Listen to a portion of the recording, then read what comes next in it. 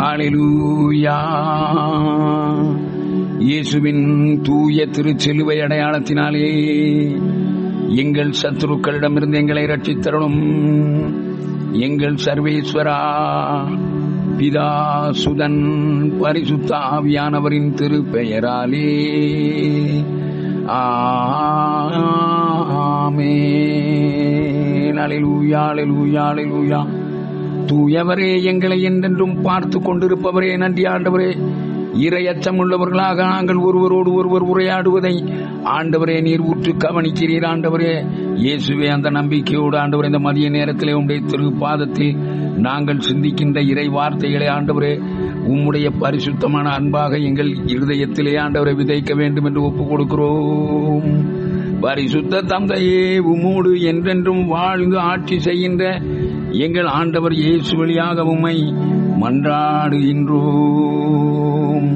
ஆமென். ஆத்துமமே, என் முழு உள்ளமே, உன் ஆண்டவரை தொழுதேத்து என்ற பழைய பாடலை தெரிந்தவர்கள் மனதுக்குள்ள மியூட்ல இருந்தே பாடலாம்.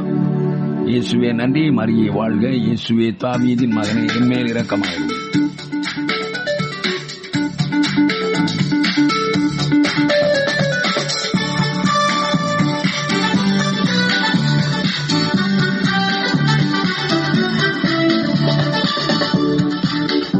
என் முழு உள்ளமே உன் ஆண்டவரை தொழுதேத்து, இந்நாள் வரை அன்பு வைத்தாதரித்த உன் ஆண்டவரை தொழுதேத்து.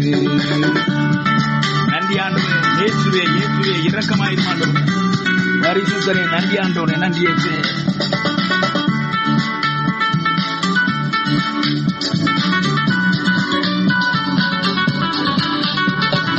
போற்றிடும் வானோர் பூதலத்துள்ளோர் சாற்றுதற்கரிய தன்மையுள்ள, போற்றிடும் வானோர் பூதலத்துள்ளோர் சாற்றுதற்கரிய தன்மையுள்ள, ஆத்துமமே என் முழு உள்ளமே உம் ஆண்டவரை தொழுதேத்து, இந்நாள் வரை அன்பு வைத்தாதரித்த உன் ஆண்டவரை தொழுதேத்து. இயேசுவே நன்றி ஆண்டவரே. வாதை, நோய், துன்பம் மாற்றி ஆனந்தம் தரும் என் ஆண்டவரே, நன்றி ஆண்டவரே. நன்றி இயேசுவே, நன்றி இயேசுவே, நன்றி இயேசுவே. வாதை, நோய், துன்பம் மாற்றி ஆனந்த ஓதரும் தயை செய்துயிர் தந்த, வாதை, நோய், துன்பம் மாற்றி ஆனந்த ஓ தரும் தயை செய்துயிர் தந்த, என் ஆத்துமமே என் முழு உள்ளமே உன் ஆண்டவரை தொழுதேத்து, இந்நாள் வரை அன்பு வைத்தாதரித்த உன் ஆண்டவரை தொழுதேத்து. இயேசுவே இரக்கம் நிறைந்தவரே, அப்பா நன்றி ஆண்டவரே. வல்லமை நிறைந்த உம்முடைய வார்த்தைகள் எங்களை ஆட்சி செய்ய ஒப்புக் கொடுக்கிறோம். அப்பா எங்களை தாழ்பணிகின்றோம். எங்கள் தேவ தாயை போல உம்முடைய வார்த்தையின்படியே ஆண்டவரே அப்பா எங்களுக்கு ஆகும்படியாக, உம்மால் ஆகாத ஒரு செயலும் இந்த உலகத்தில் இல்லை என்ற நம்பிக்கையோடு எங்களை தாழ்த்தி ஒப்புக் கொடுக்கிறோம். ஆசீர்வதித்து வழிநடத்துவீராக. அம்மா இறைவனின் தாயே, எங்கள் துணையாக நிற்பவளே, எப்பொழுதும் எங்களை கைவிடாதவளே, உம்மையே நம்புகிறோம். ஆசீர்வதியும். ஆமேன். அல்லேலூயா. அன்பார்ந்த உடன்பிறப்புகளே, இறைவனுடைய பரிசுத்த கிருபையால் இன்னைக்கு நல்ல ஒரு தலைப்பு பாருங்க. அதாவது தள்ளப்பட்ட தூதர்களில் யாருக்கு நாம் அடிமையா இருக்கிறோம். அல்லேலூயா. நிச்சயமாக அன்பார்ந்தவர்களே, நாம் ஏதோ ஒரு சக்திக்கு அல்லது ஏதோ ஒரு ஆற்றலுக்கு அல்லது ஏதோ ஒரு எஜமானுக்கு நாம கீழ்ப்படுகிறவர்களாக இருந்து கொண்டே இருக்கிறோம். அது பலருக்கா அல்லது ஒருவருக்கா என்ற சிந்தனையை இன்று அன்பார்ந்தவர்களே உங்கள் முன்பாக படைக்க இறைவன் இன்று திருவுளம் கொண்டிருக்கிறார் என்று நான் நம்புகிறேன். அல்லேலூயா. இயேசுவே நன்றி, மரியே வாழ்க. அன்பார்ந்தவர்களே, திருவெளிப்பாடு 9ஆம் அதிகாரம் 14வது வசனத்திலே அந்த வானதூதரிடம் யூப்ரதீசு பேராற்றின் அருகில் கட்டப்பட்டு கிடக்கும் வானதூதர் 4 அவிழ்த்துவிடு என்றது. அல்லேலூயா. 15ஆம் வசனத்திலே அவ்வாறே மனிதருள் 1/3 பகுதியினரை கொல்லும்படி குறிக்கப்பட்டிருந்த அந்த 4 வானதூதர்களும் அவிழ்த்து விடப்பட்டார்கள். ஆமீன். அன்பார்ந்தவர்களே, இந்த மறைமுகமான அருமையான ரகசியம், தேவ ரகசிய வார்த்தைகள், திருவெளிப்பாடு என்றாலே அது மறைமுகமான அர்த்தங்கள் உள்ள மிகச் சிறந்தவைகள் என்று நம்ம எல்லாருக்குமே தெரியும். அப்ப இந்த 4 வானதூதர்களும் அவிழ்த்து விடப்பட்டிருக்கிறார்கள் என்றால் அன்பார்ந்தவர்களே, அந்த 4 வானதூதர்களும் யார்? அதாவது தள்ளப்பட்டவர்கள், ஆண்டவரால் ஒதுக்கப்பட்டவர்கள், புறக்கணிக்கப்பட்டவர்கள், கட்டி வைக்கப்பட்டவர்கள். அங்கு பார்க்கிறோம், யூப்ரதீசு பேராற்றின் அருகில் கட்டப்பட்டு கிடக்கிறவர்கள். யூப்ரதீசு பேராற்றின் அருகில் கட்டப்பட்டு கிடக்கும் வானதூதர் 4 பேரையும் அவிழ்த்து விடு. அந்த 4 வானதூதருடைய பெயர்கள் அன்பார்களே, ஒரு வானதூதருடைய பெயர் கொலை வெறி, இன்னொரு வானதூதருடைய பெயர் பில்லி சூனியம், இன்னொரு வானதூதருடைய பெயர் பரத்தைமை, இன்னொரு வானதூதருடைய பெயர் களவு, திருட்டு. இதுதான் திருச்சபையினுடைய அங்கீகரிக்கப்பட்ட விளக்கம் அன்பார்களே. இவைகள் அவிழ்த்து விடப்பட்டு இன்றைக்கு அன்பார்களே 3 ஒரு பகுதியினர், உலகத்தை 3 பங்கு வச்சா அதுல ஒரு பகுதியினரை கொல்லும்படி குறிக்கப்பட்டவர்கள். அவன் மணிக்கணக்காக, வாரக்கணக்காக, மாதக்கணக்காக காத்திருந்த கூட்டம் என்று அங்கே எழுதப்பட்டிருக்கிறது அன்பார்களே. அவற்றின் வாயிலிருந்து, அதாவது 9ஆம் அதிகாரம் 18ஆம் வசனத்திலே, அவற்றின் வாயிலிருந்து வெளிப்பட்ட வாதைகளால் மனிதர்கள் 3 ஒரு பகுதியினர் கொல்லப்பட்டார்கள் என்று எழுதப்பட்டிருக்கு. எல்லாம் இறந்த காலம். அப்ப இது நம்முடைய பைபிளுக்குள்ள வேற எங்கெல்லாமோ இருக்குவாதுங்க. அதை நாம் அறிந்து கொண்டால் அன்பார்களே, நாம் எந்த தூதர்களால், நம்முடைய சொந்த காவல் தூதரை நினைச்சு பார்த்தோமா அன்பார்களே? நினைச்சு பார்த்திருந்தா கண்டிப்பா ரொம்ப நல்லது. நாம் நம்முடைய காவல் தூதரால், ஆண்டவரால் வழிநடத்தப்படுகிறவர்களா, அல்லது இங்கே குறிப்பிட்டிருக்கிற இந்த 4 வானதூதருடைய வழிநடத்தலில் இருக்கிறோமா என்பதை சிந்திப்பதற்காக அன்பார்களே, சத்தியமா உண்மையிலே இது குற்றம் சாட்டுவதற்கோ அல்லது குத்தி காட்டுவதற்கோ அல்லது பாவி என்று நம்மை ஒதுக்குவதற்காகவோ ஆண்டவர் பயன்படுத்தவில்லை. தயவு செய்து அன்பார்களே, நம்முடைய விசுவாச வாழ்க்கையிலே, நம்முடைய உண்மையான கத்தோலிக்க ஆன்மீக வாழ்க்கையிலே ஒரு முன்னேற்றத்தை ஏற்படுத்த வேண்டும் என்ற நோக்கத்தில் தான் இந்த இறை செய்தி வழங்கப்படுகிறது. தயவு செய்து அன்பார்களே, இயேசுவே நன்றி, மரியே வாழ்க, இயேசுவே தாவீதின் மகனே. அப்போ முதலாவது அன்பார்களே, இந்த கொலை வெறி, அல்லேலூயா, இந்த கொலை வெறி அப்படிங்கிறது அன்பார்களே, அதனுடைய ஆணி வேர் அடித்தளம் எது என்றால் கோபம். அந்த கோபம் அப்படிங்கிறதனுடைய ஆணிவேர் அடித்தளம் அல்லது அச்சாணி எது என்றால் அகந்தை, இருமாப்பு. ஆமன் பாருங்களே, அப்படியே கோர்க்கப்பட்ட ஒரு அந்த வானதூதருடைய அந்த தன்மை அதுதான். ஆமேன். நம்ம அதுக்கு உதாரணங்கள் நம்முடைய திருவிலியத்துக்குள்ளே நம்ம பார்க்கலாம். காயின், அவனுக்கு கோபம் ஏற்பட்ட பொழுது அந்த குடும்பத்தினுடைய சாபத்துக்கு அவன் காரணமாக இருந்தான். அவன் தான் முதல் மகன். அதுபோல லேவி, சிமியோன் இவர்களுடைய கோபத்தினால என்னென்ன ஆச்சு அப்படிங்கிறதையும், ஏரோதனுடைய கோபத்தினால என்ன ஆச்சு அப்படிங்கிறதையும் நாம இன்றைக்கு பார்ப்போம் அன்பார்களே. முதலாவதாக அன்பார்களே, 2 குறிப்பேடு புத்தகத்திலே ஒரு உசியா என்ற ஒரு அரசன் தன்னுடைய 16 வயதில், தன்னுடைய தகப்பன் இறந்து போன பிறகு 16 வயதிலேயே ஆட்சி பொறுப்பை, யூதாவினுடைய ஆட்சி பொறுப்பை ஏற்றான். யூதேயாவினுடைய ஆட்சி பொறுப்பு, இஸ்ரேல் தனி, யூதா நாடு தனி. அப்போ யூதாவினுடைய ஆட்சி பொறுப்பை ஏற்ற இந்த உசியா 16 வயதில் அவன் ஆட்சி பொறுப்பு ஏற்றிருந்தாலும் மிக வலிமையாக, அருமையாக, மிகச் சிறந்த முறையில் அவர் ஆட்சி செய்து கொண்டிருந்தார். அவருடைய பல லட்சக்கணக்கான அருமையான நல்ல வீரர்கள் இருந்தார்கள். மட்டுமல்ல, ஆண்டவருக்கு உகந்தவராக அவர் வாழ்ந்து வந்தார். ஆனால் அவர் வலிமை ஏற ஏற 2 குறிப்பேடு 26:16 உசியா வலிமை மிக்கவன் ஆனபோது தான் அழிவுறும் அளவுக்கு ஆணவம் கொண்டான். அப்ப அகந்தை, இருமாப்பு. ஆமன் பாருங்களே, நமக்கு பல்வேறு விதமான ஆசீர்வாதங்கள் என்று சொல்லக்கூடிய இந்த உலக பிரகாரமான ஆசீர்வாதங்கள் பெருகும் பொழுது ஆட்டோமேட்டிக்கா அகந்தை, இருமாப்பு சத்தியமா வரும். இது நம்ம விளக்க வேண்டிய தேவையே கிடையாது. நம்ம எல்லாருக்குமே இது நல்லா தெரியும். நம்ம அனுபவம் மிக்கவர்கள். நமக்கு ஒரு இருமாப்பு தானாவே வந்துடும். உண்மையில தான் அழிவுறும் அளவுக்கு ஆணவம் கொண்டான் என்று திருவிலியத்தில் எழுதப்பட்டிருக்கிறது. தன் கடவுளாம் ஆண்டவருக்கு கீழ்ப்படியாமல் தூபப்பீடத்தின் மேல் தானே தூபம் காட்ட ஆண்டவரின் இல்லத்தில் நுழைந்தான். அப்படி என்றால் என்ன அர்த்தம் அப்படின்னா, என்ன இந்த குருக்கள்? இந்த குருக்கள் நான் சம்பளம் கொடுக்குற ஆட்கள், நம்ம துட்டுல பிழைக்கிறவங்க. இவனுவ தூபம் காட்டுறான், இதுக்கு முன்னால போய் நான் வந்து வணங்கி நிக்கணுமாக்கும். என்ன பெரிய இவன், நானே தூபம் காட்டுறேன்ல. எப்படி? உண்மைதானே? ஆணவம், கோபத்தினுடைய மிக முக்கியமான ஆணிவேர் ஆணவம் தான்.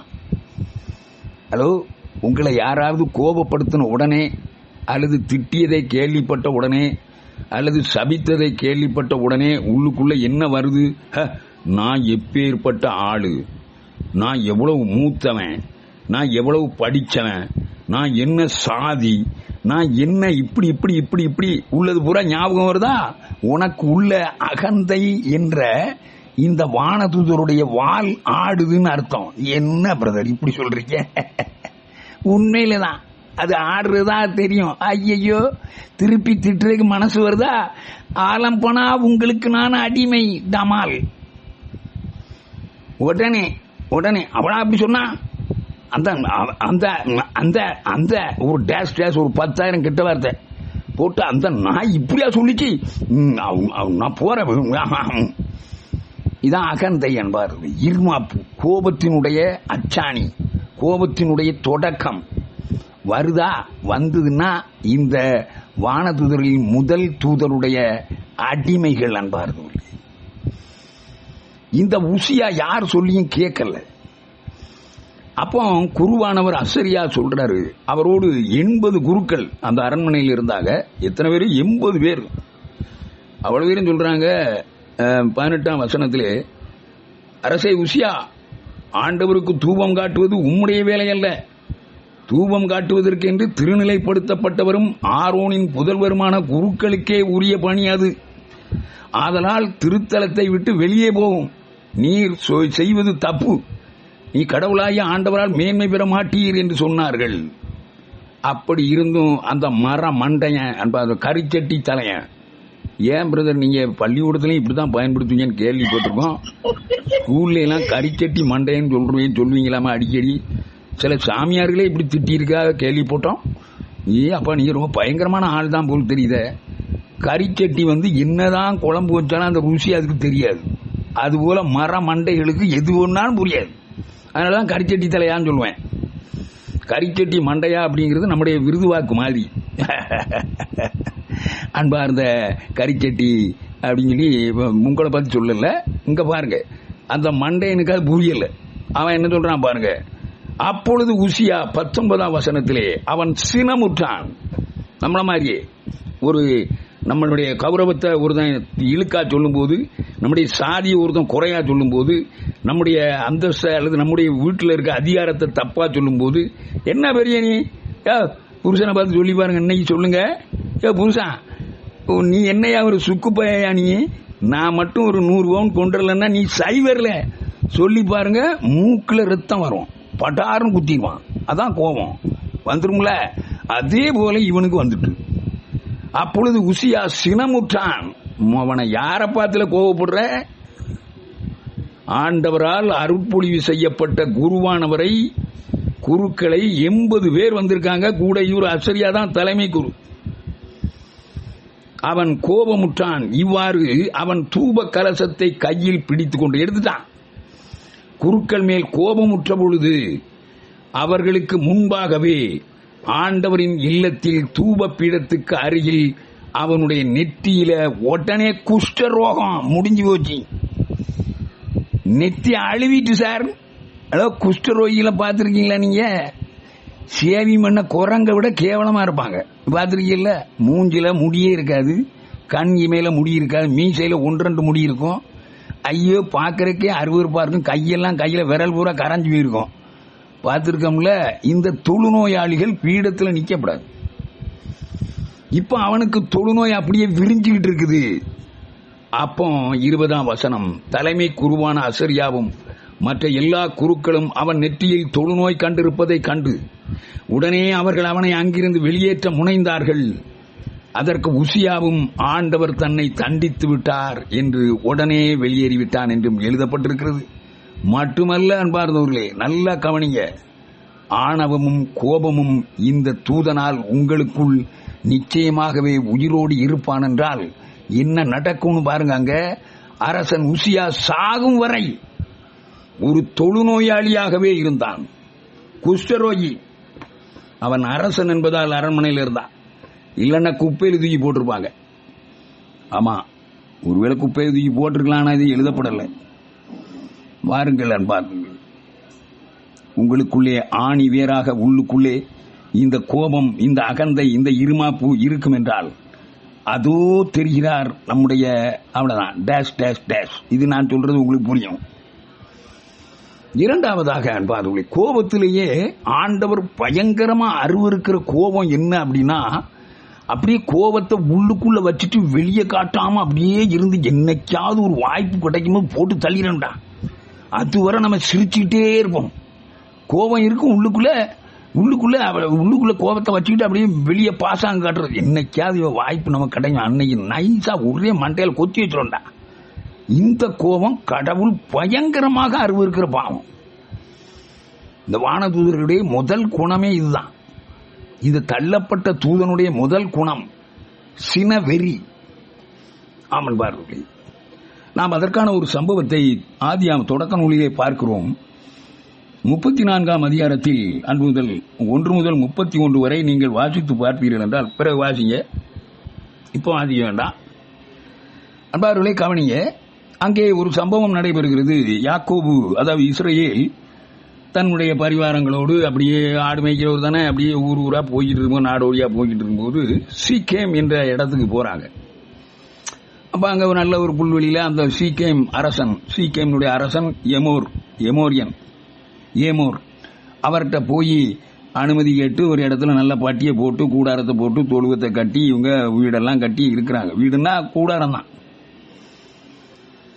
அப்போ அந்த ஏமோருடைய மகன் இளவரசன் சீக்கேம் என்பவன், அன்பார்ந்தவர்களே, அப்படி ஒரு இளவரசன் இருக்கான். அவனுக்கு ஒரே ஒத்த பையன் தான். அப்படி இருக்கும்போது இந்த இஸ்ரேலுடைய மக்கள் 12 பேர் பையனுவ, ஒரு புள்ள பொம்பளை புள்ள. நல்லா கவனிங்க, ஒரு புள்ள பொம்பளை புள்ள. அதாவது 12 பேர் இல்ல, நான் சொல்ல வர்றது ஒரு பெண் குழந்தை இருந்தால் அவள் பேர் தீனா.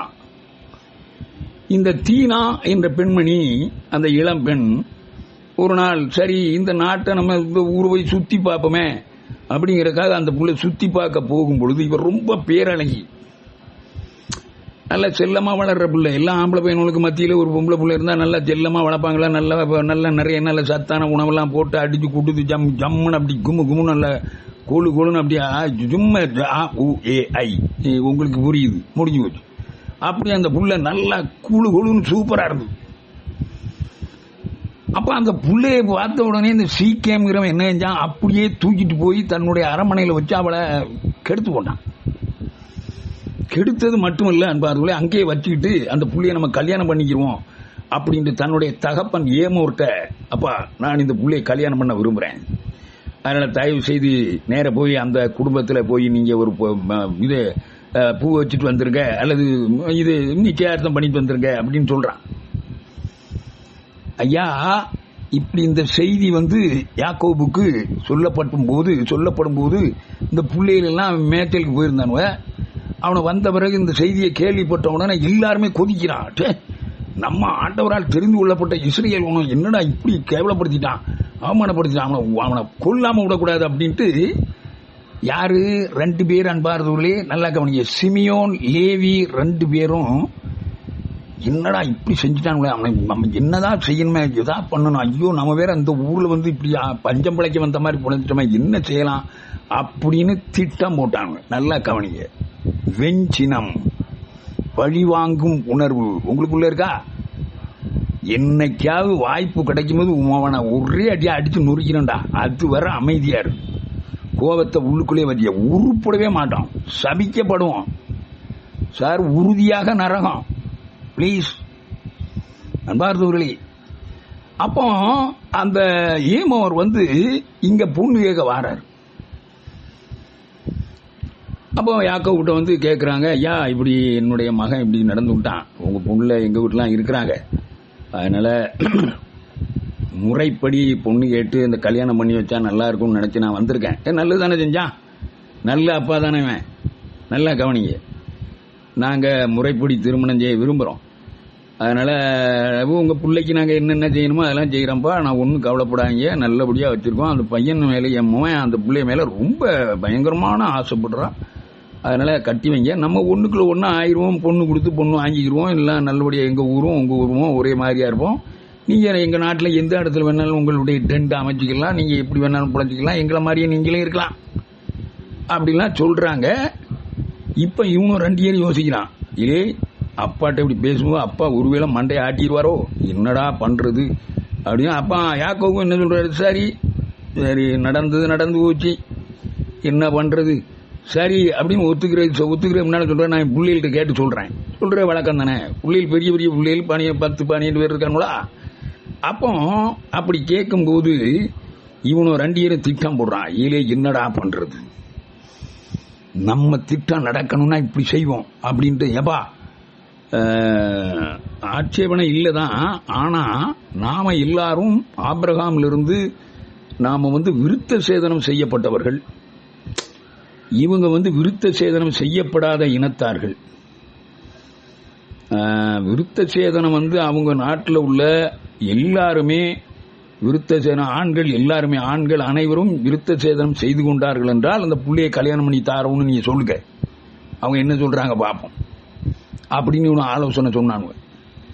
இவனு திட்டத்தை பாருங்க. விருத்த சேதனம் என்றால் உங்களுக்கு தெரியும், ஆண்கள் தன்னுடைய ஆண் உறுப்பினுடைய நுனித்தோலை வெட்டுவதுதான் சுன்னத் கல்யாணம் அப்படின்னு சொல்லுவாங்க. அதுதான் விருத்த சேதனம், தெரிஞ்சுக்கிறீங்க. அப்போ அன்பார்களே, இப்படி விருத்த சேதனம் செஞ்சா தான் பொண்ணு கொடுப்போம் சொன்ன உடனே அவன் புள்ள மேல உள்ள வெறியில ஆசையில் அன்பார்களே ஓகேன்னு ஒத்துக்கிட்டு அந்த நாட்டில் ஒரு நாளை குறிப்பிட்டு அந்த நாளில் அனைத்து ஆண்களும், சீக்கியம் நாட்டிலே அன்பார்களே அனைத்து ஆண்களும் விருத்த சேதனம் செய்வதற்கு கட்டளையிடுறான். எல்லாரும் செய்யறாங்க. நல்லா கவனிங்க. செய்த 3ஆம் நாள் பயங்கரமா வலிக்கும், ஒண்ணுமே செய்ய முடியாது, பயங்கர பலவீனமா இருக்கும். இது இவனுக்கு தெரியும். யாருக்கு வெஞ்சினம் உள்ளவனுக்கு தெரியும். நல்ல பலவீனமா இருக்கான், இந்த நேரத்தில் போட்டு தள்ளிட வேண்டியாண்டா அப்படின்ட்டு அன்பார்ந்தவர்களே, அப்படியே 2 பேரும் தன்னோடு சேர்ந்த ஆட்களையும் சேர்த்துக்கிட்டு நேர சீக்கியமுக்கு உள்ள போய் ஒரு ஆம்பளை விடாம அவ்வளவு வரையும் வெட்டிய கொண்டுட்டாங்க. சோழி முடிச்சு மட்டுமல்ல, அந்த சீக்கியமையும் அவன் அந்த ஏமோரையும் அவன் அப்பனையும் கொண்டு தள்ளிட்டாங்க. அவ்வளவு பேருடைய பொஞ்சாதிமாறு புள்ளைமாறு மற்றபடி எல்லாரையும் கிழவெல்லாம் கொண்டுட்டான். மற்ற தேவைப்படுற ஆட்களை மட்டும் எடுத்துட்டு மற்ற எல்லாத்தையும் கொள்ளை அடிச்சுட்டு அப்பாட்ட நின்ட்டாங்க. அப்பா பயங்கரமா வருத்தப்பட்டார். சரி, ஏன்டா இப்படி செஞ்சு போட்டீங்க, இனிமே நாம இங்கே இருந்தோன்னா மற்ற நாட்டுக்காரன் நம்மளை சாவடிச்சிருவான்ட்டு அவங்க அப்படியே அங்கிருந்து வேற இடத்துக்கு போயிட்டாங்க. அன்பார்களே, சார் என்ன சொல்ல வர்றீங்க? இப்போ அப்படியே இஸ்ரேல் சாக போற தருவாயில் இருக்கும் பொழுது அன்பார்களே, அதன் பிறகு பல ஆண்டுகள் கழித்து இந்த இஸ்ரேல் எல்லா மக்களுக்கும் தன்னுடைய பிள்ளைகளுக்கு ஆசீர்வாதம் கொடுக்கிறார். 2 பேருக்கு சாபம் கொடுத்தார். அப்படியே இந்த விவிலியத்தை காதலிப்பவர்கள், விவிலியத்தை நேசிப்பவர்கள், பைபிளை வைத்திருப்பவர்கள் கண்டிப்பாக இந்த 40 பேர் ஒரு ஆளாக வச்சிருப்பீங்கன்னு நான் நம்புறேன். வாசிக்க விட்டா ரொம்ப நேரம் ஆகும் தான், இருந்தாலும் ஒரே ஒரு இடத்துலயாவது உங்களுக்கு வாய்ப்பு கொடுக்கணுங்கிறதுக்காக 49ஆம் அதிகாரம் 5ஆம் வசனம். சிமியோன் லேவி இருவரும் உண்மையின் உடன்பிறப்புகளே, அவருடைய வாள்கள் வன்முறையின் கருவிகள். வாசிங்க தொடர்ந்து வாசிங்க. மனமே அவர்களது மன்றத்தினுள் நுழையாதிரு, மாண்பே அவர்களது அவையினுள் அமராதிரு. ஏனெனில் கோபம் வெறிகொண்டு அவர்கள் மனிதர்களை கொன்று குவித்தார்கள், வீம்புக்கென்று அவர்கள் எருதுகளை வெட்டி வதைத்தார்கள்.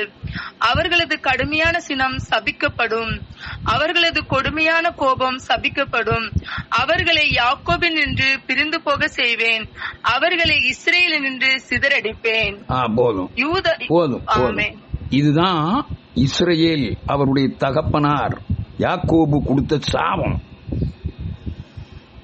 நம்ம ஆண்டவராகிய கடவுள் இந்த சாபத்தை ஒருவேளை நம்முடைய குடும்பத்தில் அனுமதித்திருந்தார் என்றால் நம்முடைய வீட்டுக்குள்ள அனைத்து தடைகளுக்கும், பல்வேறு விதமான நினைவாற்றல் குறைவுகள், பல்வேறு விதமான துன்ப துயரங்கள், வேதனைகள், வருத்தங்கள், வியாதிகள் அனைத்துக்கும் அடித்தளம் ஒருவேளை இந்த வெஞ்சினமாக இருக்கலாம் அன்பார்ந்தவர்களே.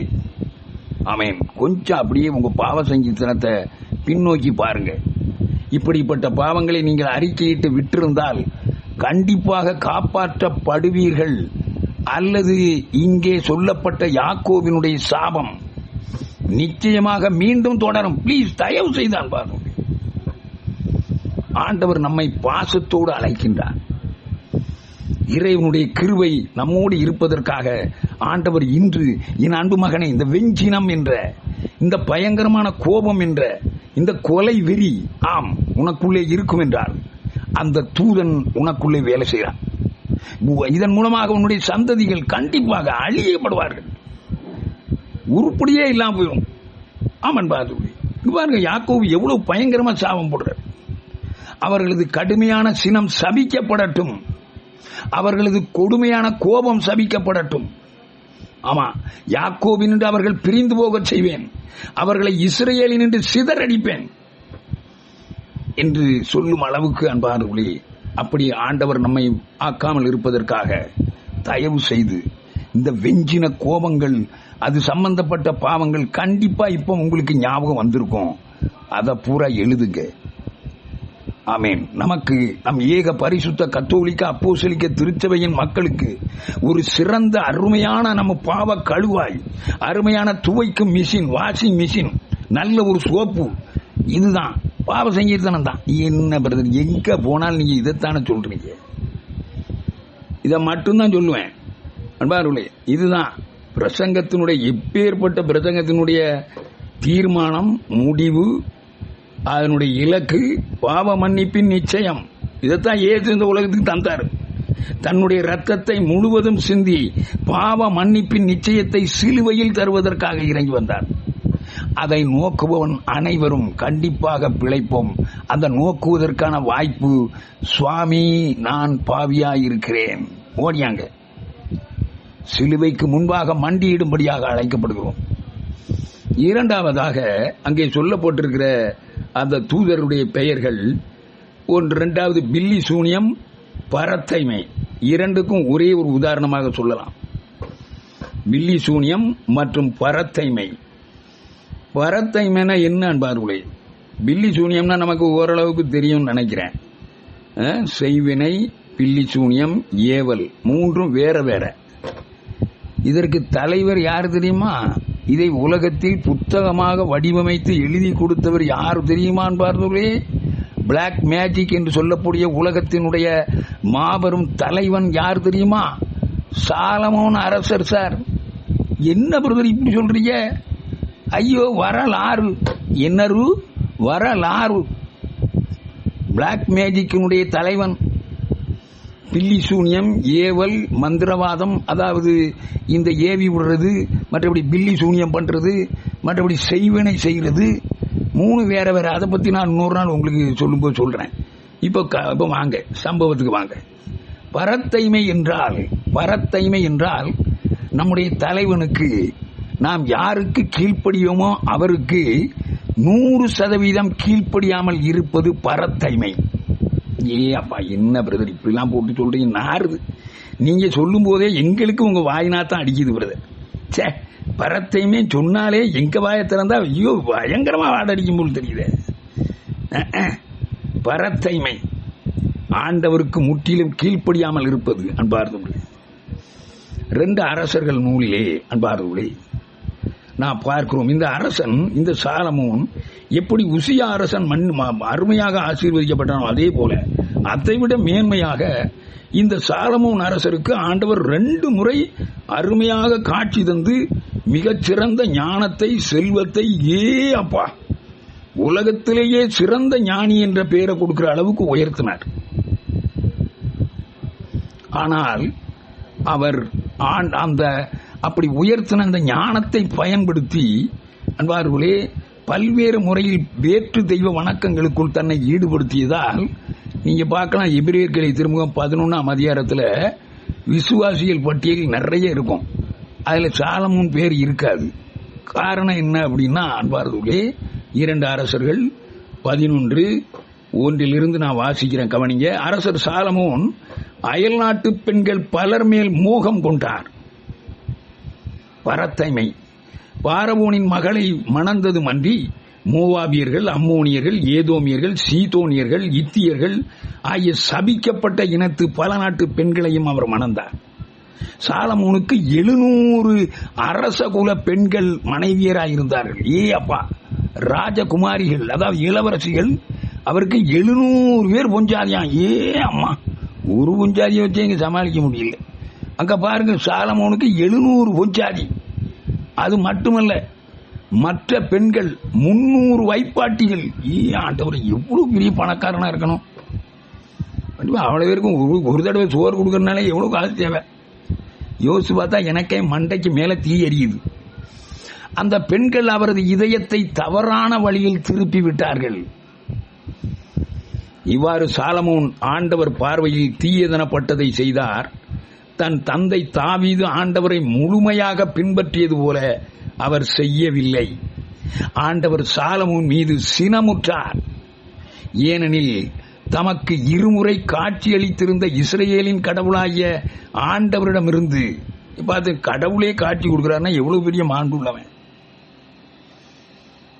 அப்படிப்பட்டவன் பாருங்க, தமக்கு 2 முறை காட்சிகளித்த இஸ்ரவேலின் கடவுளாகிய ஆண்டவரிடமிருந்து அவருடைய இதயம் விலகிச் சென்றதற்கு காரணம், வேற்று தெய்வங்களை பின்பற்ற வேண்டாம் என்று ஆண்டவர் அவருக்கு கட்டளையிட்டிருந்தும் அந்த கட்டளைகளை அவர் கடைபிடிக்கவில்லை.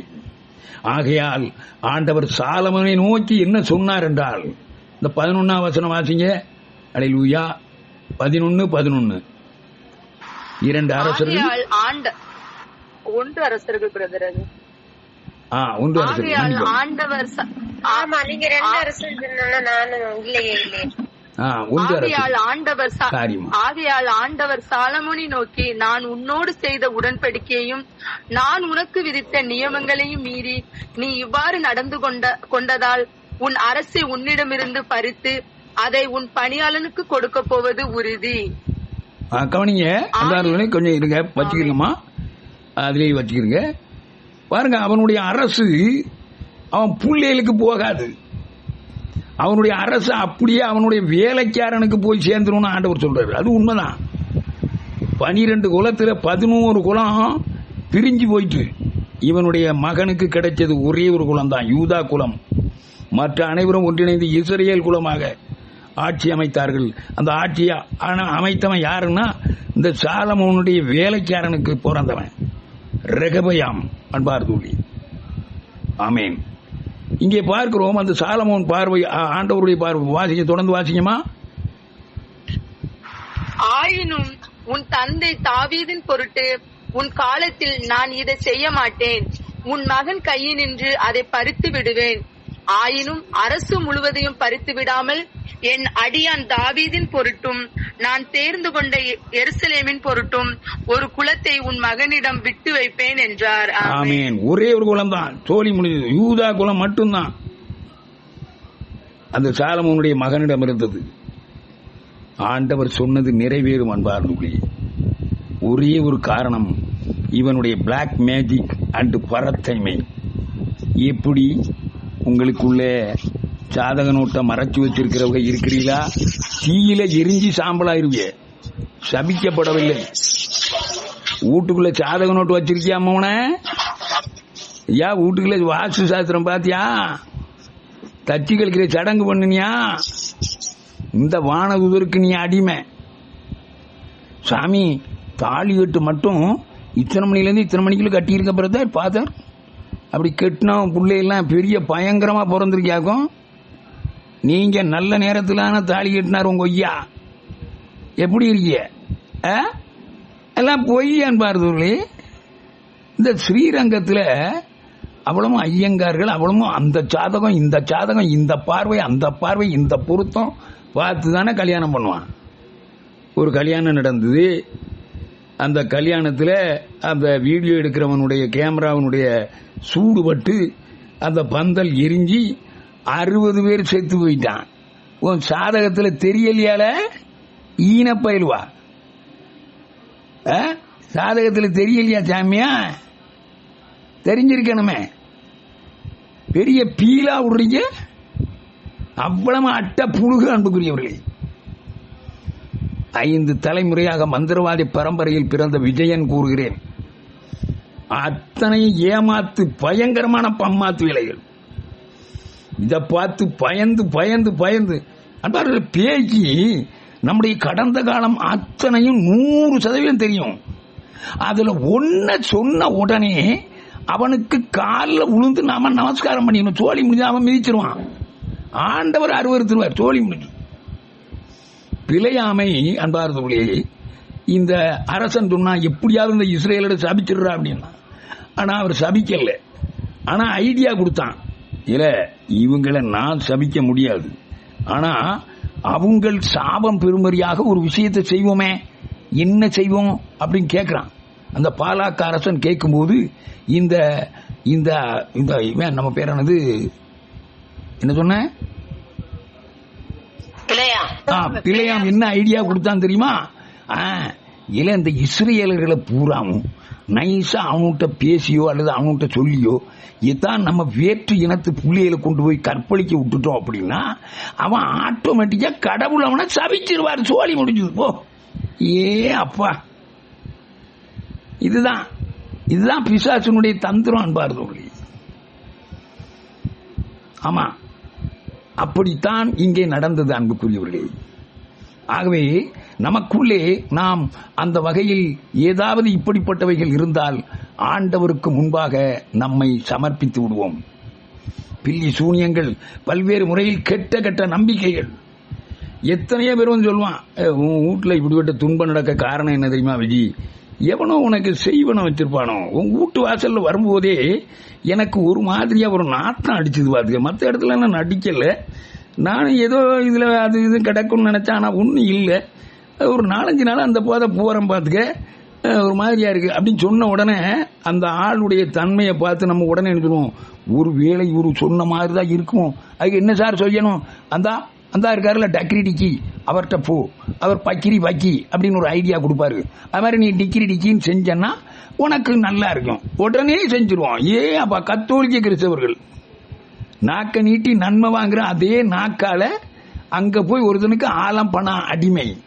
நான் ஏற்கனவே சொன்னதுதான் சொல்றேன். இன்னைக்கு நீங்க வேணா உங்க ஊர்ல இருக்கிற சாதகம் பாக்குற ஜோசியம் பாக்குற இடத்துல போய் கொஞ்சம் லென்ஸ் போட்டு உத்து பாருங்க. 2 கத்தோலிக்கனா உட்கார்ந்துருப்பான். செருப்பால் அடிச்ச மாதிரியே இருக்கும். 2 கத்தோலிக்கனா உட்கார்ந்துருக்கான். ரொம்ப கேவலமா இருக்கும். ஆமா, கடல்ல மீன் பிடிக்கிறதுக்காக, மீன் நிறைய படணுங்கிறதுக்காக நிறைய பேர் உள்ள வந்துட்டு அந்த வள்ளங்கள்ல மந்திரிச்சு அப்படி தேங்காய் உடைச்சிட்டு போறதை நானே பார்த்திருக்கேன். கேவலமா இருக்கும். ஐயோ மாதாவே, உங்க திருத்தலம் உள்ள ஊர்யா, இந்த ஊர்ல இப்படியும் நடக்குது. ராக்காலம் வந்து பூஜை பண்றது, பூசணிக்காய் உடைக்கிறது, அதை உடைக்கிறது, இதை உடைக்கிறது, அந்த வலையில அதை கட்டுறது, இதை கட்டுறது. உங்க கடையிலையும் தாயத்து போடுறது, வீட்டுக்கு முன்னால செருப்பை தொங்க போடுறது, வாலியை தொங்க போடுறது, வீடு கட்டும் போது அப்படியே பேய் படத்தை வரைஞ்சி பூசணிக்காய் தொங்க போடுறது, பிசாசு படத்தை வரைஞ்சி இவர் தான் எங்க வீட்டு தலைவர். எப்போ வீடு கட்டுறதுக்கு முன்னாடி, வீடு கட்டி முடிக்கிறவரை அவர் வீட்டுல தலைவாசல்ல தொங்குவார். எப்படி? இவர் தான் எங்க வீட்டு தலைவர். ஒரு பூசணிக்காயை வாங்கி அதுல புள்ளிய குத்தி ஒரு பேய் படத்தை வரைஞ்சி அது முன்னால தொங்க போட்டுருவாங்க. ஏன் வீடு கட்டி முடிச்சவன தொங்க போடுவேன்? வீடு கட்டுறதுக்கு முன்னால பாக்குறதுக்கு நல்லா இல்ல, வீடு கட்டின பிறகு அழகா இருக்க தொங்க போடுவாப்போம். வீட்டு முன்னால என்னை பார் யோகம் வரும் அப்படின்னு ஒரு பேய் படத்தை தொங்க போட்டு கந்திச்சு கழிக்கிறது. ஹலோ, சபிக்கப்படுவோம் அன்பார்ந்தவர்களே. திரும்பி வாருங்கள். 4வதான தூதன், 4வதான தள்ளப்பட்ட தூதன் பேர் களவு, திருட்டு அன்பார்ந்தவர்களே. இன்றைக்கு இருக்கிற இளைஞர்களும் சரி, பெரியவர்களும் சரி, நமக்கு குறுக்கு வழியில பணம் கிடைக்குமா, குறுக்கு வழியில துட்டு கிடைக்குமா, அவ்வளவு திருட்டு அன்பார்ந்தவர்களே. ஆமா, ஏற்கனவே சொன்னதை மறுபடியும் சொல்றேன். இன்னைக்கு ராத்திரி ஒரு நம்முடைய மத்திய அரசுல இருந்து ஒரு ஆணை வருகிறது. நம்முடைய செல்போனுக்கு ஒரு ஆணை எல்லா செல்போனுக்கும் அடிச்சிட்டான். முன்னாடி போடுவாங்கல்ல, உங்கள் செல்போனை பயன்படுத்துங்கள் அப்படின்னு ஒரு செய்தி வந்த பிறகுதான் போன் பண்ண முடியும். அதே மாதிரி ஒரு செய்தி வருகிறது, அன்பார்ந்த மக்னி பாத் கிட்டா பாத் அப்படின்ட்டு அப்படி இந்தியில சொல்லிட்டு தமிழ்ல சொல்லுவான். நாளை மறுநாள் இத்தனாம் தேதி 23ஆம் தேதி காலை 3 மணிக்கு உங்களுடைய ரேஷன் கடைக்கு சென்று நீங்கள் ஒரு நோட்டிலே ஒரு 1.5 குயர் நோட்டில் அந்த நோட்டு நிறைய டாம்ரி டிப்பி டிம்பா டப்பு டும்பு டிக்கா டியா டக்கா டம் அப்படிங்கிற மந்திரத்தை நீங்கள் 10,000 தடவை எழுதி கொண்டு அங்க கொண்டு கொடுத்தால் உங்களுடைய அக்கவுண்ட் நம்பர் ஏற்கனவே கொடுத்திருப்பீங்க. உங்களுடைய அக்கவுண்டில் உடனடியாக அங்கே அந்த கம்ப்யூட்டர்ல அடிச்சு முடிச்ச அடுத்த நிமிஷம் 10 லட்சம் ரூபாய் போடப்படும். ஏ அப்பா, பங்கு சாமியார் கூட வரிசையில் நிற்பார். உண்மைதானா பிரதர்? எங்களுக்கு எவ்வளவு தேவை இருக்குன்னு உங்களுக்கு தெரியும் பிரதர். ஐயோ 10 லட்சம்னா சும்மாவா வருது? அதனால நாங்க இதுல 1-2 பேர் சொல்லுவாங்க, அவன் கொள்ளையடிச்ச பணத்தை தானே தர்றான், நம்ம வாங்குறீல என்ன தப்பு? ஓஹோ, அவன் கொள்ளையடிச்சதுக்கு தண்டனை பெறும்போது அதை வாங்கிக்கிறியா பங்க? அது எப்படி எங்கிட்ட தானே கொள்ளையடிச்சான்? உன்னைய மாதிரி எத்தனை பேர்கிட்ட கொள்ளையடிச்சான்? அத்தனை பேருடைய சாபமும் உள்ள காசு தானே அது. அதெல்லாம் பத்தி பரவாயில்ல. தொலைஞ்சனி பணத்தாசை, திருடன், சுருக்கு வழியில குறுக்கு வழியில. ஆமா, கொஞ்சம்தான் வேலை செய்யணும், நிறைய வருமானம் இருக்கும். இன்னைக்கு சூதாடுபவர்கள் அன்பார்கள், நிச்சயமா இந்த ஆப்பை டவுன்லோட் செய்யுங்கள். இப்போ அவ்வளவா குறைஞ்சிட்டு நிறைய அரெஸ்ட் பண்ணிட்டாங்க, அதனால அவ்வளவு பெரும்பாலும் இல்லை, நிறைய இருக்கான் பாரு. குறுக்கு வழியில பணம் சம்பாதிக்க. நீங்கள் இந்த ஆப்பை இறக்கி நீங்கள் சும்மாவாக ரீல்ஸ் ஏன் பார்த்து கொண்டிருக்கிறீர்கள்? நீங்கள் பார்த்து கொண்டிருந்த நேரத்தை வீணாக்குறீர்கள். நீங்கள் எங்க ஆப் மூலமாக நீங்கள் ரீல்ஸை பார்ப்பீர்கள் என்றால் உங்களுக்கு ஒரு இதை பார்த்துக்கு 200 ரூபாய் வீதம். அந்த அவர் 2000 சம்பாதித்திருக்கிறார், இவர் 2 லட்சம் சம்பாதித்திருக்கிறார். அந்த விளம்பரத்தை பார்த்த உடனே நம்ம என்ன செய்வோம்? சரி, நம்ம வீணா பார்க்கறதுக்கும் சம்பளம் தானே, சரி நம்ம தான் ஒரு உருட்டி தான் பார்ப்போமே, அந்த ஆப்பை டவுன்லோடு செய்வோம். அப்படியே அந்த ஆப்பை வாங்கி நம்மளையும் சொருகிடுவோம். மோவான, உன்னுடைய அனைத்து ஆசீர்வாதங்களும் அடைக்கப்படும். இனிமே நீ அதுல கடன் வாங்கி உள்ள போட்டு ஐயோ பாவம், நிறைய பேர் செத்துக்கிட்ட கிடக்கான். ஆமன் பாருங்க, சூதாட்டம் பண்ணவன் நிறைய பேர். ஐயோ ஊட்ட வித்து அதை வித்து இதை வித்து ஐயோ பாவம், நிறைய பேர் போலீஸ் ஸ்டேஷன்லயும் கிடக்கான். களவு, எரேமியாவினுடைய புத்தகம் 6:13. எரேமியாவினுடைய புத்தகம் 6:13. சிறியோர் முதல் பெரியோர் வரை அனைவரும் கொள்ளை லாபம் தேடுகின்றார்கள். இறைவாக்கினர் முதல் குருக்கள் வரை அனைவரும் ஏமாற்றுவதையே தொழிலாக கொண்டுள்ளார். பாருங்க, அங்க யாரையும் விடல, எவரையும் விடல. ஆண்டவர் ரொம்ப தெளிவா சிந்திச்சிருக்காரு எரேமியா வழியா. ஒருத்தர் மறுபடியும் வாசிங்க பாப்போம். சிறியோர் முதல் பெரியோர் வரை அனைவரும் கொள்ளை லாபம் தேடுகின்றார்கள். இறைவாக்கினர் முதல் குருக்கள் வரை அனைவரும் ஏமாற்றுவதையே தொழிலாக கொண்டுள்ளார்கள். ஆமென், அல்லேலூயா. இந்த தூதர்கள் தான் 3 ஒரு பகுதியை கொன்னுட்டார் ஆண்டவர். ஆமா, அந்த கொலை செய்யப்பட்டவர்கள் எத்தனை பேர் இருக்கிறார்கள் என்பதை தயவு செய்து எண்ணி பாருங்கள். சாலமோனின் ஞான நூலுக்கு வாங்க. சாலமோனின் ஞான நூல் நாம் அங்கே பார்க்கிறோம் 15ஆம் அதிகாரம் 12வது வசனத்திலே, அவர்களோ வாழ்க்கையை ஒரு விளையாட்டாகவும் வாழ்நாளை பணம் சேர்க்கக்கூடிய ஒரு திருவிழா சந்தையாகவும் கருதுகிறார்கள். ஏனெனில் ஒருவர் எவ்வழியாலும், ஏன் தீய வழியாலும் கூட பணம் சேர்க்க வேண்டும் என்று சொல்லிக் கொள்கிறார். இல்லை, எப்படியாவது பணத்தை சம்பாதி. ஆமா, எப்படியா பணத்தை மட்டும் நல்லா சம்பாதிச்சிட்டோம் அப்படின்னா நம்ம ஊருக்குள்ள நடந்து போகும்போது நம்மளை பார்த்து கும்பிடுவாங்க. வாசம் தானே. இன்னைக்கு சினிமா நடிகைகள் என்ன செய்து சம்பாதிக்கிறாங்க அப்படின்னு உங்க எல்லாருக்கும் 500% நல்லா தெரியும். ஐயா, அது சொல்லக்கூடாத அளவுக்கு உள்ள சூப்பரான வருமானம். என்ன செஞ்சு சம்பாதிக்கிறான்னு தெரியும். அதே அவன் வீட்டுக்குள்ள வந்தவன பால் ஊத்துறான். கேவலம் பாருங்க. ஒரு சினிமா நடிகை தன்னுடைய பணத்துக்காக பெருமைக்காக என்னத்தெல்லாம் செய்வான்னு நமக்கு நல்லா தெரியும். மோவான ஏன்னா பணம் ஏறிட்டியா, என்னை விட அவன் பணக்காரனா இருக்கான், அதனால தலைகீழ கும்பிடு தான் அங்க எழுதி. சாலமோனின் ஞானம் ஒரு சாதாரண ஞானம் இல்லை, அவருக்கு சூப்பரான ஞானி தான். ஒருவன் எப்படியாவது பணம் சம்பாதிக்கணும், அது தீய வழியா இருந்தால் கூட பரவாயில்லை. இந்த ஆவிதான் களவின் திருட்டின் ஆவி என்பார்கள்.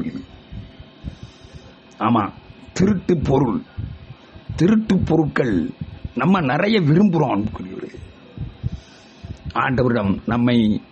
ஆண்டவரிடம் அடைக்கலப்படுத்த நம்மை அர்ப்பணிப்போம் என்பார்கள். என்னுடைய மாணவர்களுக்கு சொன்னதை நான் உங்களுக்கு மறுபடியும் நான் எத்தனையோட சொல்லியிருக்கேன், மறுபடியும் சொல்றேன். என் செல்ல கண்மணிகள்கிட்ட, என் பிள்ளைகள்கிட்ட சொல்லுவேன். நான் அந்த 30 ஆண்டுகள் ஆசிரிய பணியில் இருக்கும் பொழுது உண்மையிலே எனக்கு ஆண் குழந்தைகள் இல்லை அப்படிங்கிற அந்த உணர்வு எப்போது இருந்தது. அந்த பிள்ளைகள், என்னுடைய மாணவர்கள், எங்கள் பள்ளியில் 3000த்துக்கு மேற்பட்ட மாணவர்கள் உண்டு. 10ஆம் வகுப்பு வரை எல்லா வகுப்புக்கும் நான் ஒரு வாரத்துக்கு ஒரு நாள் என்னுடைய வகுப்பு உண்டு. என் பிள்ளையில என்னுடைய வாழ்நாளில், என்னுடைய அந்த டைமில், நான் அந்த பனிக்காலத்தில் என் பிள்ளையில அடித்ததே கிடையாது. என் பையன் இவனை மாதிரி இருந்துட மாட்டானா, எனக்கு ஒரு மகன் இருந்தால் இவனை மாதிரி இருந்துட மாட்டானா என்று ஒவ்வொரு பிள்ளைகளையும் அன்போட பாசத்தோட வழிநடத்துவேன். என்னுடைய மறைக்கல்வி பீரியட்லையும் மற்றும் என்னுடைய அந்த நன்னறி பாடவெளியிலையும் நான் சொல்லுவேன் பிள்ளைகள்கிட்ட, அன்பார்ந்த என் செல்லங்களே, நீங்கள் இந்த வளாகத்தில், இந்த பள்ளி வளாகத்தில் வரும்போது, ஏதாவது விளையாடுறதுக்கு வரும்போதோ, அல்லது சும்மா சுற்றி பார்க்கணும்னு வரும்போதோ, அல்லது லீவில் வரும்போதோ, அல்லது பள்ளி நேரங்கள்லையோ, அங்கே பள்ளி வளாகத்தில் ஏதாவது ஒரு சாக்பீஸ் உண்டு அங்கங்கே கிடக்கும். கண்டிப்பாக எல்லா பள்ளிக்கூடத்துலையும் கிடக்கும். அந்த சாக்பீஸ் உண்டு வீணானது தானே, அது இங்கே ஏன் வீணாக கிடக்கு, நாம எடுத்து போய் பயன்படுத்துவோம் அப்படி நீ தொட்டாலே நீ திருடன், நீ திருட்டு பய. 365 நாள் 6 மணி நேரம் ஒரு வருஷம் இல்லையா, அந்த நாட்களுக்கு உள்ளாக நீ திருடிட்டு போன உன் சொத்து, உன் பணம், உன் நொப்பம் காசு இல்ல அந்த சாக்பீஸ் முற்றிலும் இந்த பள்ளி சார்ந்த சொத்து. அது குப்பையில தான் கிடக்கு, ஆனா பள்ளிக்கூடத்தில் கிடக்கு. அது குப்பையா இருந்தாலும் அது பள்ளிக்குள்ள தான் கிடக்கல. நீ எடுத்தா திருட. நீ எடுத்துட்டு போனதுக்கு சின்ன பிள்ளை அந்த பிஞ்சு நெஞ்சங்கள்ல அன்பார்களே, திருட்டு எவ்வளவு பெரிய பயங்கர குற்றம் என்பதை சொல்லிக் கொடுக்கறதுக்காக தான் அந்த உதாரணம் பயன்படுத்தினேன். 365 நாள் 6 மணி நேரத்துக்கு உள்ளாக நீ எடுத்துட்டு போன இந்த 10 பைசா கூட பெறாத அந்த பொருளுடைய விலையில் 100 மடங்கு உன் வீட்டுக்குள்ள இருந்த ஆஸ்பத்திரிக்கோ அல்லது வீணான செலவுகளுக்கோ கண்டிப்பா போயிடும். மரியாதையா எடுத்து தொடுறாங்க. அடுத்தவன் பொருள் உன்னுடைய கை தேடிச்சு அப்படின்னா திருட. நீ திருட்டை ஆண்டவர் பயங்கரமா அருவருக்கிறார் மகனே. களவு சிந்தனை உள்ளுக்குள்ள இருந்தால் உன்னை மாற்றிக்கொள்ள என் அன்பார்ந்த செல்வங்களே அப்படின்னு சொல்லுவேன். அம்மன் பாரு, என் பிள்ளைகளுக்கும் அப்படிதான் சொல்லி விடுவேன். இப்போ உங்களுக்கும் அதான் சொல்றேன் பாருங்க. தயவு செய்து நமக்குள்ளே திருட்டு சிந்தனை இருக்கும் என்றால், இதோ நாம் சபிக்கப்பட்டவர்களாக வாழ்க்கையிலே பல்வேறு விதத்திலே பிசாசுக்கு திறந்து விடப்பட்ட வாசல்கள் இருக்கும் அன்பார்கள். பல்வேறு வேதனைகள், துன்பங்கள் உருவ நம்மை குத்தி கிழித்துக் கொண்டிருப்பதற்கு காரணம் ஒருவேளை இந்த திருட்டு சிந்தனையாக இருக்கலாம். தயவு செய்து வாங்க, ஆண்டவர் நம்மை பாசத்தோடு அழைக்கின்றார் அன்பார்கள். சாலமோனின் ஞான நூல் 16:16 எச்சரிக்கப்பட வேண்டி சிறிது காலம் அவர்கள் துன்பத்திற்கு உள்ளானார்கள். ஆண்டவரே, உமது திருச்சட்டத்தின் கட்டளை நினைவூட்டப்பட்ட பின்பு மீட்பின் அடையாளம் ஒன்று அவர்களுக்கு கொடுக்கப்பட்டது. அப்போது அதை நோக்கி அவர்கள் திரும்பினார்கள். தாங்கள் பார்த்த பொருளால் அல்ல, அனைவருக்கும் மீட்பரான உம்மாலேயே மீட்பு பெற்றார்கள். சார், இந்த வார்த்தை எங்களுக்கு புரியலையே சார். ஆமான் பார்த்துள்ளே, நீங்கள் எப்பேற்பட்ட புழுவுழுத்த பாவம் செய்து ஆண்டவரால் தண்டிக்கப்பட்டவர்களாக, வேதனையோடு துன்பத்தோடு இழந்து போனவர்களாக ஐயா இந்த பாவத்தின் நிமித்தமாக என் கையை கம்ப்ளீட்டா இழந்துட்டான் ஆண்டவரே. ஐயா இந்த பாவத்தின் நிமித்தமாக என்னுடைய வாழ்க்கையில கண்ணு தெரியாம போயிட்டான் ஆண்டவரே. ஐயா இந்த பாவத்தின் நிமித்தமாக என்னுடைய வாழ்க்கையில அனுமதிக்கப்பட்டிருக்கிற இந்த பயங்கர துன்பங்களை என்னால அனுபவிக்க முடியாம ஒவ்வொரு நாளும் அழுதுகிட்டு இருக்க ஆண்டவரே என்று நீ சொல்லும் பொழுது உனக்கான ஒரு மீட்பின் சின்னம் உயர்த்தப்படும். அதைத்தாங்க சொல்லியிருக்கு. அப்போது அதை நோக்கி திரும்பியோர் எதை ஞாபகப்படுத்துறா தெரியுமா? எண்ணிக்கை நூல்ல 21ஆம் அதிகாரத்திலே அன்பார்களே, இந்த மக்கள் அனைவரும் ஒரு பாலை நிலத்து வழியாக வழிநடத்தப்பட்டார்கள். எல்லாரும் முறுமுறுத்தாங்க, ஏ மோசே எங்களை சாகடிக்கிற காடா நீ இங்கு கொண்ட என்று முறுமுறுத்த பொழுது ஆண்டவர் கொள்ளிவாய் பாம்பினை அனுப்பினார். அவ்வளவு பேரும் செத்தான். 16,500 பேர். பாவான் பாரு, ஐயோ பாவம். அப்படி செத்து கொண்டு இருக்கும்போது மோசே நாங்க பாவம் செஞ்சிட்டோம் பாவம் செஞ்சிட்டோம். அதான் எங்க போனாலும் பிரதர் கரெக்டா கனெக்ஷன் பண்ணிடுறீங்களே. நீங்க ஒரு நல்ல கணேசன். உங்களுக்கு இனிமேல் விஜயன் கணேசன் பேர் வச்சிடறோம். வச்சிருங்க, நல்லதுதான். நல்ல கணேசன் பண்றீங்க பிரதர், கரெக்டா கனெக்ஷன் பண்றீங்களே. ஆமா, அங்க சொல்லி இருக்கு பாருங்க, எச்சரிக்கப்பட வேண்டிய சிறிது காலம் அவர்கள் துன்பத்திற்கு உள்ளானார்கள். கண்டிப்பா தண்டனை உண்டு சார். அவனை திருடுனதுக்கு உப்பு தின்னா தண்ணி குடிக்கணும். அந்த தண்டனை அனுபவிச்சுட்டு இருக்கோம். அனுபவிச்சுட்டு இருந்தாலும் ஐயோ ஆண்டவரே இந்த கை போய்கிட்டு இருக்கு, அழுவிட்டு இருக்குது, ஐயோ இந்த முக்காவாசி அழுவிட்டு கொஞ்சம் தயவு செய்து மன்னிச்சிருங்க, அதோட ஆண்டவர் நிறுத்திடுவார். ஆமா, அப்போ உங்களுக்கு ஒரு மீட்பின் அடையாளம் ஒன்று கொடுக்கப்பட்டது. அந்த அடையாளத்தை நோக்கி திரும்பியவர்கள் தாங்கள் பார்த்த அந்த அடையாள பொருளால் அல்ல, அனைவருக்கும் மீட்பராகிய உம்மால் மீட்பு பெற்றார்கள். எண்ணிக்கை நூல் 21:8 வாசிங்க பாப்போம். எண்ணிக்கை 21:8. அல்லேலூயா. அப்போது ஆண்டவர் மோசேயிடம் கொள்ளிவாய் பாம்பொன்றை செய்து அதை ஒரு கம்பத்தில் பொறுத்து கடிப்பட்ட போரில் இதை பார்க்கிற ஒவ்வொருவனும் பிழைப்பான் என்றார். ஆமென். அல்லேலூயா. வாங்க சார், நேர கல்வாரி மலைக்கு வந்துருங்க. கல்வாரி திருப்பலிக்கு வந்துருங்க சார். கல்வாரி திருப்பலிக்கு வந்துடணும். சுவாமி நான் பாவியா இருக்கிறேன், எல்லாம் வல்ல இறைவனிடமும் திருப்பலியில கலந்து கொள்வதற்கான திருமண ஆடை, அந்த பயங்கரமான செம்மறியின் விருந்தில் கலந்து கொள்வதற்கு திருமண ஆடையின்றி உள்ள உட்கார்ந்திருந்தா நீ யாரா இருந்தாலும் சரிதான். ஆமா, திருவிழா போற வர்றவனெல்லாம் உள்ள கூப்பிட்டு சாப்பிட சொன்னாங்க. ஆனா திருமண ஆடையின்றி இருந்த ஒருவனை அப்படியே தூக்கி வெளி இருளில் தள்ளுங்கள். அந்த திருமண ஆடை தான் எல்லாம் வல்ல இறைவனிடமும் சகோதர சகோதரிகளே உங்களிடமும் நான் பாவி என்று ஏற்றுக்கொள்கிறேன். ஆமேன். என் சொல்லாலும் செயலாலும் என் சிந்தனையாலும் என் கடமையிலே தவறியதாலும் பாவங்கள் பல செய்தேன். ஞாபகப்படுத்தும், அது என் பாவமே, என் பாவமே, என் பாவமே. அப்படி ஆண்டவரிடம் அந்த கொள்ளிவாய் பாம்பு, அதான் சின்னம், மருத்துவத்தினுடைய சின்னம். அதுதான் நீங்க பாத்திருக்கீங்களா? ஒரு கோல்ல பாம்பு நெளிஞ்ச மாதிரி இருக்கும், நீங்க பார்த்திருக்கலாம். மருத்துவ சின்னம் அதுதான். அதை நோக்கி பார்த்தவர்கள், ஆண்டவரை நோக்கி பார்த்தவர்கள், அங்கே அவர்கள் கொள்ளிவாய் பாம்பின் சிலையை, அந்த சுருவத்தை அவர்கள் பார்த்த பொழுது அவர்கள் அனைவரும் கண்டிப்பாக காப்பாற்றப்பட்டார்கள். அன்பார்ந்தவர்களே, லட்சக்கணக்கான பேர்கள், கொஞ்சம் கிடையாது. அப்படின்னா நாமும் இன்றைக்கு கோடிக்கணக்கில் இருக்கிறோம் கத்தோலிக்க கிறிஸ்தவர்கள். நாம் நம்முடைய பரிசுத்த திருப்பலிகளை நேசிப்பவர்களாக, நம்முடைய அருட்சாதனங்களை காதலிப்பவர்களாக, நம்முடைய ஏக பரிசுத்த கத்தோலிக்க அப்போஸ்தலிக்க திருச்சபையை விசுவசிப்பவர்களாக மாறும் பொழுது அன்பார்ந்தவர்களே, இந்த 4 தூதர்களுடைய மேவுதலால் ஏற்பட்ட தண்டனைகளில் இருந்து சத்தியமா தப்பலாம். தயவு செய்து வாங்க, ஆண்டவரிடம் நம்மை அர்ப்பணித்து ஜெபிப்போமாக. அன்பார்ந்தவர்களே, இயேசுவே நன்றி, மரியே வாழ்க.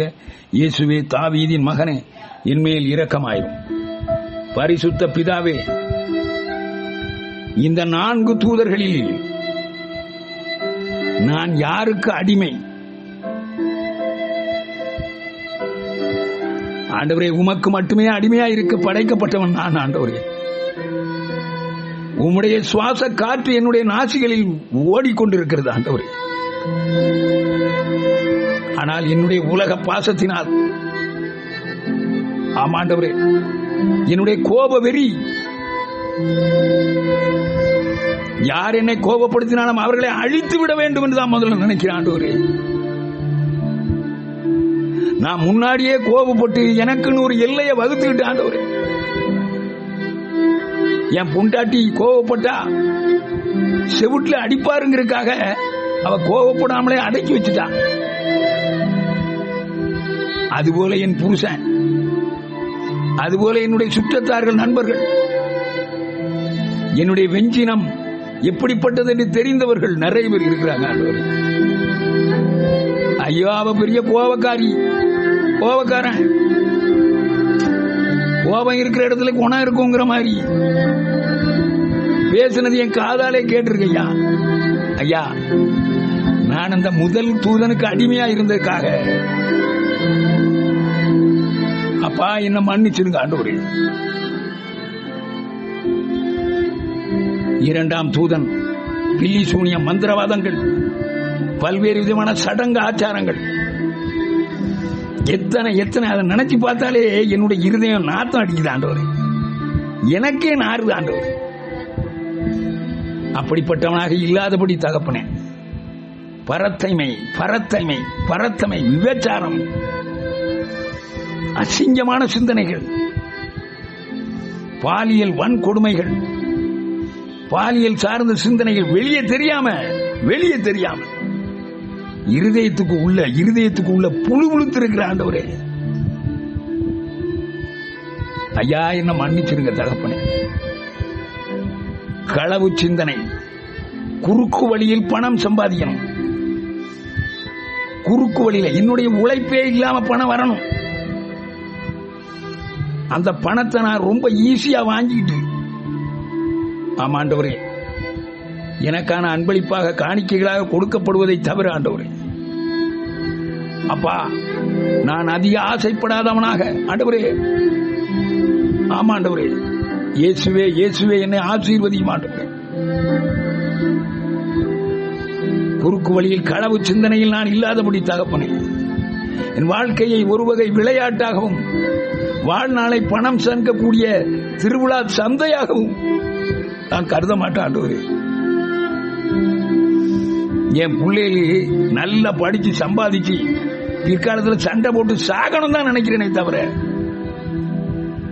எவனா ஒருத்தன் சாமியார் ஆகணும், என் பிள்ளைகள் ஆண்டவருடைய பணியை சென்று ஆண்டவருடைய ஏழ்மையிலேயே ஆமா இருக்கணும்னு நினைக்கிற தன்மைக்கு ஐயா என்ன மாத்துங்க ஆண்டவரே. என்னுடைய சந்ததியில் இருந்த ஆண்டவரே ஒரு குருவானவர், ஒரு அருள் சகோதரி வரணும் ஆண்டவரே. அப்பா அதுக்கு நீங்க ஆசீர்வதிங்க தகப்பனே. இதோ உம்முடைய பரிசுத்த திருப்பலியை நோக்குவனாக, உம்முடைய திருச்சிலுவையை நோக்குவனாக, உம்முடைய பரிசுத்த பாவ சங்கீர்த்தனத்தை நேசிப்பவனாக, காதலிப்பவனாக அப்பா என்னை மாற்ற வேண்டும் என்று ஒப்புக் கொடுக்கிறோம். நாங்கள் ஆண்டவரே உமக்கு அடிமை ஆண்டவரே. உம்முடைய வார்த்தையின்படியே எங்களுக்கு ஆகட்டும். எல்லாம் வல்ல இறைவன் தந்தை மகன் தூய ஆவியானவரின் திருப்பெயராலே ஆமேன், ஆமேன், ஆமேன். ஆமென், ஆமென், ஆமென், ஆமென்.